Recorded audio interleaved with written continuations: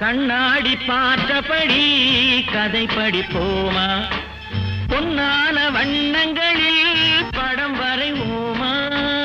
கண்ணாடி பார்த்தபடி கதை படிப்போமா, பொன்னான வண்ணங்களில் படம் வரைவோமா. நடந்ததை நினைத்தபடி ரசித்திருப்போமா, நாளை இன்னும் அதிகம் என்று பிரிந்திருப்போமா.